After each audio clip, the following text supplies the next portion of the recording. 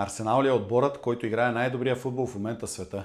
Какво повече ни предлага Артета през новия сезон, така че да изглежда по-добре дори от Гвардиола? Как точно испанеца надигра Нуно и Спирито Санто и Уест Хем, нека да видим на дъската.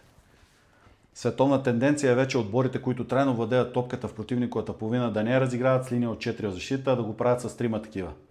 Много са примерите. Говорили сме за ПСЖ и това, което се прави с Хакими, отива в предни позиции, а Нуно Мендеш става трети централен защитник. Спомняте си какво правеше в Манчестър Сити Гвардиола с Кансело, преди това с Зинченко, така че нека се върнем на Арсенал. Микел Артета го прави последния начин, след като вкарва левия крайен защитник Калафиори като втори опорен полузащитник. Отзад стават трима: Габриел Магаляеш, Уилям Салиба и Тимбер. За да противодейства на това нещо, Нуно Еспирито Санто беше накарал двамата си опорни полузащитници Магаса и от другата страна Матеош Фернандеш да отговарят за офанзивните полузащитници на Арсенал. Понеже стана смяна и на място на Йодегар влезе да играе Зубименди, т.е. Зубименди дойде на място на Деклан Райс, което му даде възможност той да отиде на място на Езе, а Езе се прехвърли от другата страна като десен офанзивен полузащитник на място на Йодегар. Четвъртия полузащитник, който даваше числен превес, отново беше Калафиори.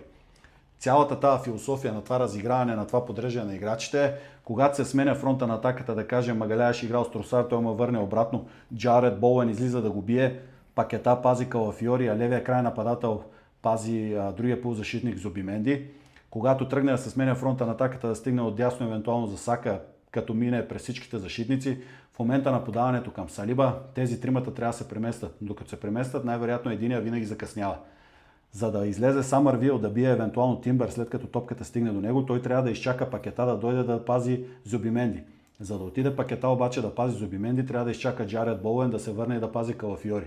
В момента на цялото това пренареждане и паса към Тимбер се получаваше пак ротация в отбора на Арсенал, с което и Артета изненада Нуно Еспирито Санто. Заради характеристиката на Зубименди често да слиза в линията на защита да получава топката с лице, той слезе на мястото на Тимбер, което му даде възможност да отиде в атака.